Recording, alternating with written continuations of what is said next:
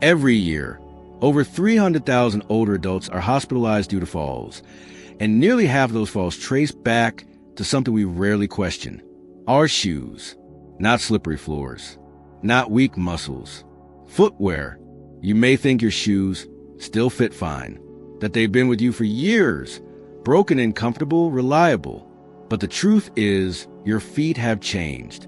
And if your shoes haven't changed with them, they could be putting your independence, your balance, and your health at serious risk. In this video, we'll uncover the 8 silent but dangerous footwear choices that are quietly undermining your stability, and the 3 life-changing solutions doctors are recommending to their own aging parents, but that most people never hear about. Whether you're starting to feel unsteady, dealing with daily aches, or simply want to keep moving with confidence for years to come, this might be the video that changes everything. Stay with us, because the steps you take after this could be the ones that help you walk farther, live fuller, and age without fear. 1. High heels even 2 inches. At first glance, a 2-inch heel seems harmless, practical, even. It's not the sharp spike of a stiletto or the towering platforms of youth. It's just a little lift. But for many older women, this seemingly sensible choice becomes a quiet architect of long-term pain and declining mobility. Linda, a retired school principal from Oregon, had always taken pride in her polished appearance. For over 30 years, she wore what she lovingly called her work heels, simple 2-inch pumps that made her feel confident and put together. "I thought I was doing it right," she said, recalling her daily routine. "I wasn't wearing anything extreme, just enough to feel elegant." But after retirement, the story changed. The gentle bunion she'd ignored for years flared into searing pain. Her balance, once unshakable, felt increasingly uncertain. It wasn't until she found herself hesitating at the top of her own stairs, afraid to take that first step, that she realized something deeper was wrong. You see, our feet remember everything. Every step, every shift in weight, every day in shoes that nudge our body just slightly out of alignment. And over decades, even modest heels can reshape the very structure of our feet, causing nerve compression, joint misalignment, and a domino effect of pain that travels from our toes to our hips and spine. More sobering still, as we age, our foot's natural padding thins, revealing damage that once it quietly under layers of youth and resilience. What once felt stylish becomes a silent saboteur of independence. Linda eventually needed surgery, 12 weeks of recovery, lost time, lost adventures. So the next time you reach for those trusty heels, no matter how modest, pause. Ask yourself what you're standing on. Sometimes, the smallest shift in perspective can protect decades of freedom. 2. Flip-flops. After her recovery, Linda made a quiet vow: no more heels. She traded her pumps for something that felt freer, cool, casual, effortless. Flip-flops. It made sense. They were easy to slip on, lightweight, familiar, a symbol of leisure. But what Linda and so many others didn't realize is that this freedom was an illusion. The very design of flip-flops demands that your toes grip with every step, clinging to keep the shoe in place. That unconscious clenching changes the way your foot moves, disrupting the natural rhythm of your stride. Linda began to notice it during her evening walks. Her calves felt tighter, her hips oddly sore. Still, she didn't connect the dots. Until one morning, stepping out for the mail, she felt a sharp pain shoot through her heel, like glass under the skin. What followed was a diagnosis all too common among older adults: plantar fasciitis, an inflammation of the tissue that connects the heel to the toes. For Linda, it meant months of therapy and lost confidence in her step once again. Flip-flops, like heels, offer no real support. They lack arch cushioning. Their thin soles absorb none of the shock our aging joints can no longer dismiss. And for feet already vulnerable, thinner padding, slower nerve response, reduced joint flexibility. They turn sidewalks into minefields. The sad truth is, many of us cling to footwear from another time in our lives, unaware that our bodies have changed, that what once worked now wears us down. Linda now keeps her flip-flops in the back of the closet, not as a symbol of freedom, but as a quiet reminder. Sometimes, the things that feel easiest in the moment steal from us slowly, step by step. 3. Worn-out sneakers. When Linda finally gave up her flip-flops, she turned to what felt like the safest bet of all, her old, reliable sneakers. Soft from wear, molded to her feet, they felt like home. She had worn them for years on walks around the neighborhood, on trips to the grocery store, even out to her gardening shed. They still looked fine, she remembered. No holes, no scuffs, just broken in. But what Linda didn't see was what time had done beneath the surface. The cushioning in her sneakers, the midsole foam that once absorbed each step, had long since collapsed. The arch support, once firm, had softened into a memory. And so, with every outing, her joints took on more of the burden. Her knees began to ache. She sat more, walked less. Slowly, the world grew smaller around her. It wasn't until a fall scare, barely a stumble on a sidewalk crack, that she began to question the shoes she trusted most. A podiatrist gently explained, most sneakers lose their support within 6 months of daily wear. Not when they look worn, but long before that. And for older adults, those silent breakdowns in support are not just uncomfortable, they're dangerous. Linda's sneakers hadn't betrayed her out of malice. They simply stayed too long, offering the illusion of comfort while quietly undermining her balance and alignment. Now, she replaces her walking shoes every 5 to 6 months. It felt wasteful at first, she admits. But then I realized, what's more wasteful than spending years of my life in pain I could have avoided? It's a lesson many seniors don't learn until it's too late. Comfort isn't how something feels now. It's how it protects your body for every step ahead. 4. Backless slippers. Inside her home, Linda sought comfort above all. After all, she'd paid the price of poor choices outdoors. Heels, flip-flops, worn sneakers.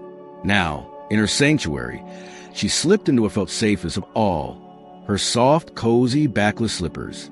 They were warm, easy, familiar, a kind of daily ritual. Slide them on in the morning, shuffle around the kitchen, sip coffee by the window. But what Linda didn't realize was that those slippers were silently changing the way she walked, even inside her own 4 walls. Backless slippers, for all their comfort, demand that your toes do extra work just to keep them on. With every step, your stride shortens, your balance shifts, and your foot muscles strain in unnatural ways.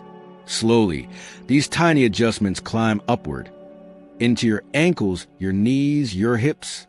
One morning, rushing to answer the doorbell, Linda missed a step on her entryway rug. Just a small misstep, but her foot slid out of the slipper before she could regain her footing. She didn't fall, but her confidence did. Later that week, she learned the statistics. Nearly 40% of in-home falls among seniors are tied to inappropriate footwear, and backless slippers are one of the biggest culprits. Linda had no idea. I thought staying indoors made me safer, she whispered, but I was slipping without even knowing it. Now, her house shoes looked different. Closed back, non-slip soles, gently supportive. Not quite as pretty, but they hold her firmly to the ground. They don't feel like slippers, she laughs. They feel like insurance for my freedom. In the quiet spaces of our lives, where we feel most at ease, it's easy to let our guard down. But as Linda learned, safety begins at home, step by step, slipper by slipper. 5. Shoes with slippery or worn soles. It was a quiet Saturday morning when Linda decided to wear her favorite loafers, the ones she'd had since her teaching days. Polished leather, soft lining, still as elegant as the day she bought them. They made me feel like myself, she said, brushing them off with care before heading into the kitchen to start breakfast. That's when it happened. A few drops of water from the sink had made their way to the tile floor. Nothing visible, nothing obvious. But her loafers smooth, worn sole met that damp patch like ice meeting ice. Her foot shot forward. She caught herself on the counter just in time. She didn't fall that day, but something in her changed. What Linda learned afterwards startled her.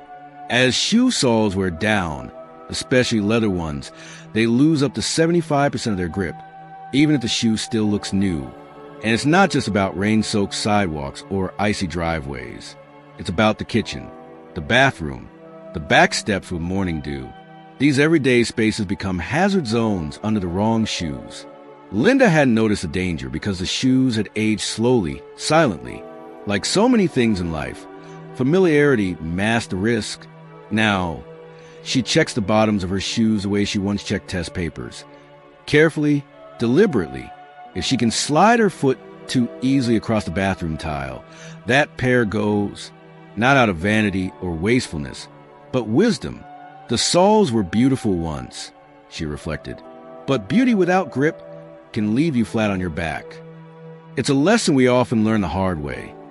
What supports us must not only feel good, it must hold steady when life becomes unexpectedly slippery. 6. Shoes are too tight or too narrow, especially formal leather shoes. Linda hadn't worn her dress shoes in years. They sat tucked away in a box at the back of her closet. Black leather, low-cut, polished to a quiet shine. When her granddaughter announced her engagement, Linda smiled at the memory of those shoes. Perfect for the wedding, she thought. They always made me feel put together. But something had changed. The morning of the ceremony, she slipped them on. They were snug, tighter than she remembered. But she dismissed it. They just need to loosen up, she told herself, like she used to say decades ago. Hours later at the reception, Linda's smile had faded behind clenched teeth. Her feet were burning. A sharp, tingling numbness crept across her toes and upper arch. That night, she woke to pins and needles that wouldn't go away. What she'd experienced wasn't just discomfort. It was nerve compression brought on by cramming feet that had quietly widened with age into shoes designed for a younger structure. By age 70, most people's feet are nearly half a size wider than they were in midlife.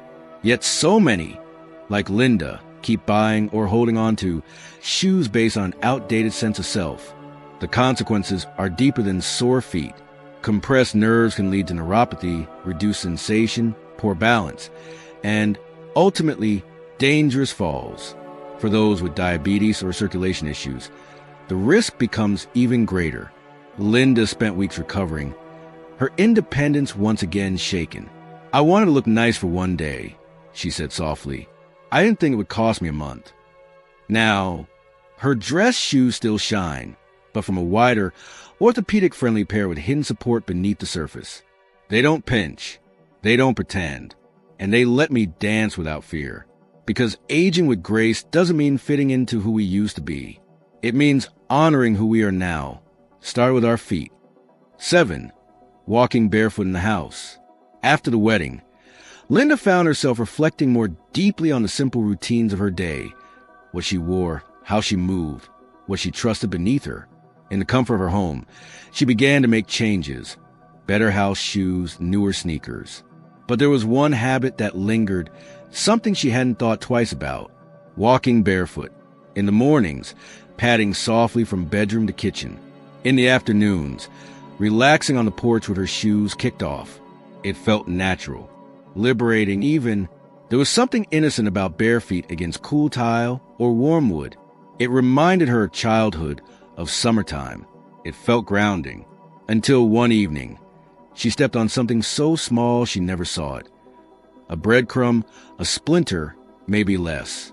At first, she didn't feel anything.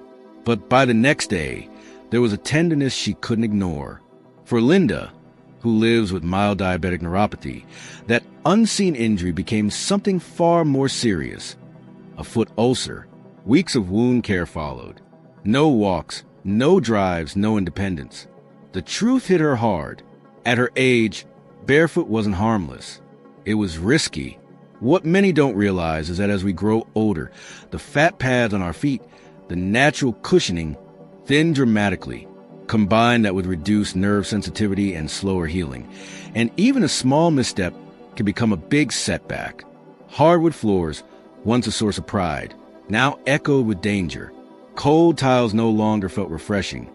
They felt unforgiving. Now, Linda keeps supportive house shoes by her bed. She slips into them the moment her feet touch the floor. "Not because I'm fragile," she says, "but because I'm finally listening to what my body needs."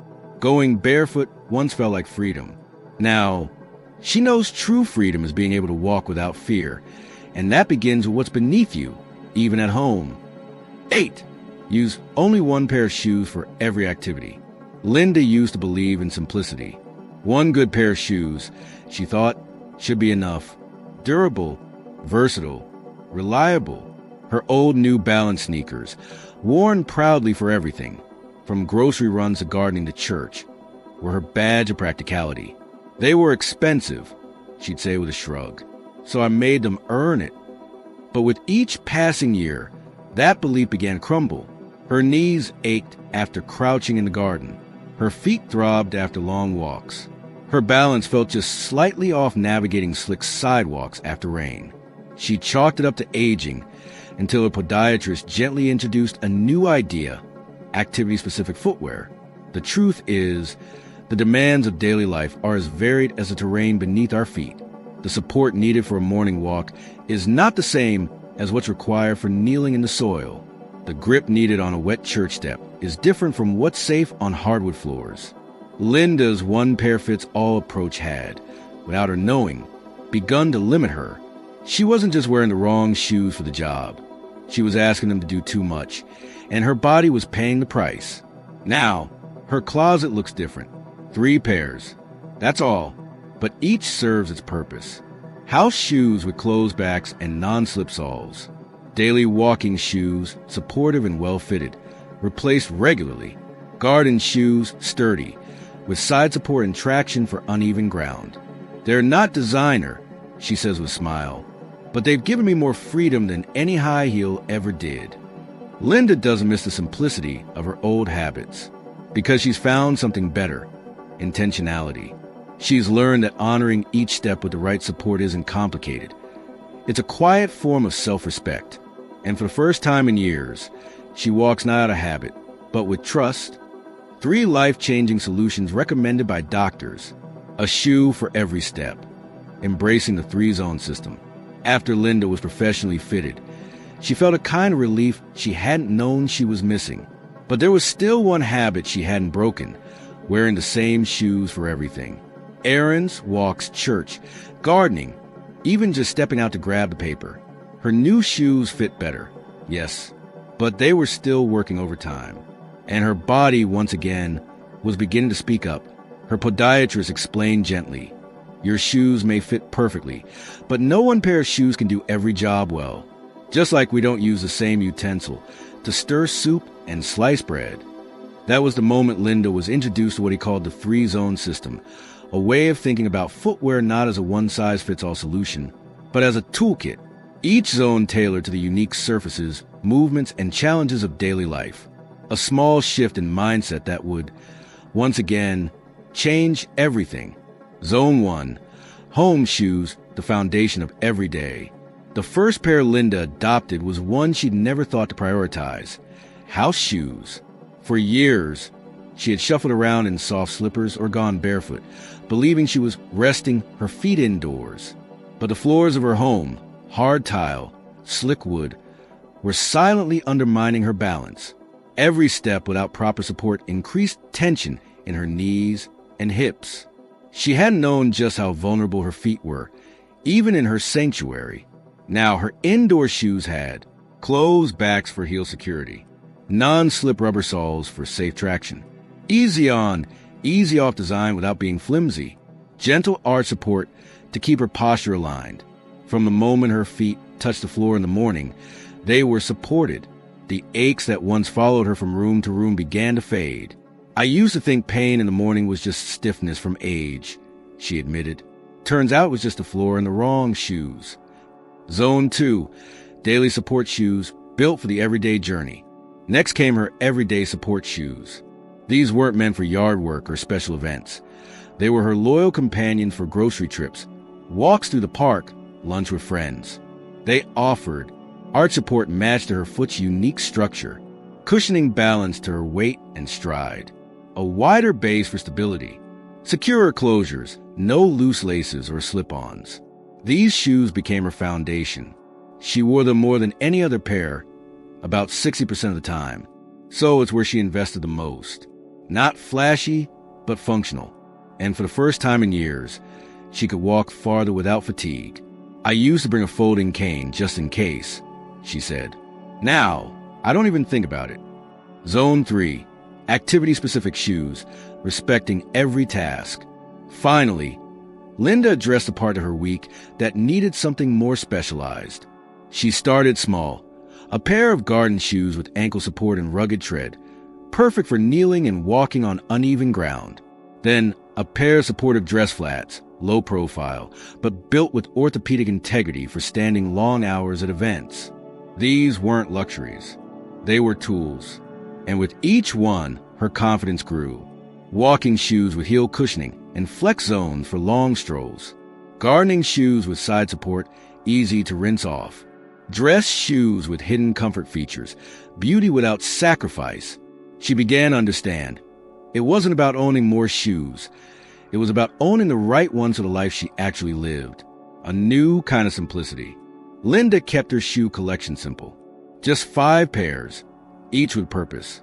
And though she had spent years resisting extra shoes, she realized something profound. Having the right pair meant fewer steps in pain, fewer afternoons lost to fatigue, and fewer fears of falling. The 3-zone system didn't complicate her life. It simplified her movement. And with each day, each step, she stopped thinking about her shoes because they were finally doing their job, supporting her quietly, faithfully, and well. From the sidelines to the summit, Frank's returned to life. By the time Frank turned 74, he had quietly resigned himself to a smaller world. A retired mail carrier from Colorado, Frank had once walked miles each day with ease. But after retirement, those steps became fewer. His knees began to ache, his hips stiffened, and a dull fear took root, a fear of falling. He didn't talk about it much, but he started turning down invitations to family outings, skipping morning walks, even hesitating at the top of his own front steps. I told myself it was just part of aging, he said. That slowing down was natural, expected. But what Frank didn't expect was how much of that slow decline could be traced to one overlooked culprit: his shoes. He had been wearing the same beat-up sneakers for years. Comfortable, familiar, broken in. Around the house, he shuffled in backless slippers. And for outings, he relied on a pair of narrow dress shoes that hadn't fit properly in over a decade. Each step was a small compromise. Each day, a little more withdrawn. Everything began to change when his daughter brought him to a specialty footwear store after a minor fall in the garage. There, Frank experienced his first professional fitting. He learned his feet had widened. His arches had fallen slightly, and the pain he felt wasn't just age, it was misalignment, poor support, and years of wearing shoes that no longer matched the feet he had now. Over the next 6 months, he implemented all 3 life-changing solutions. He rotated between 3 zones of shoes, each matched to a specific purpose in his day. He added custom-molded insoles, which brought immediate relief to his aching knees. He stopped treating footwear like an afterthought and began treating it like his foundation. The result? Frank now walks over 5,000 steps a day, pain-free. His balance has improved. His posture is stronger. And just last month, he led his grandson up a gentle hiking trail near Estes Park, something he hadn't dared attempt in over a decade. He asked me why we never did this before. Frank shared, eyes misting slightly. I didn't know how to tell him that I was afraid I'd slow him down or fall. But those days are behind him now, because with the right support beneath his feet, Frank has found more than just mobility. He's found freedom. Practical advice: protecting every step you take. Growing older doesn't have to mean slowing down because of pain, fear of falling, or limited mobility. In many cases, it's not age that holds us back. It's the shoes we continue to wear long after they've stopped supporting who we are today. If you're looking for one small but powerful change to improve your well-being, start with your feet. First, get a professional shoe fitting. After age 60, our feet often widen, arches flatten, and the natural padding thins. Wearing shoes that are too narrow, too short, or simply not suited to your current foot shape can cause joint pain, numbness, and serious balance issues. A proper fitting takes into account not just length, but width, arch height, and gait.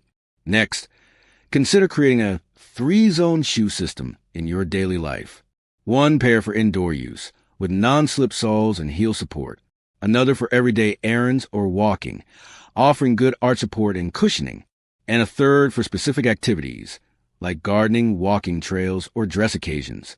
Each pair plays a role in keeping you stable, supported, and comfortable across the many movements of your day. Finally, don't overlook the value of orthotic inserts. Affordable, heat-moldable options can relieve pressure points, reduce pain, and even prevent costly joint issues down the road. It's a small investment that can make a major difference. Getting older doesn't mean giving up freedom. It just means being smarter about the support beneath you, because the quality of your life tomorrow depends on the steps you take today.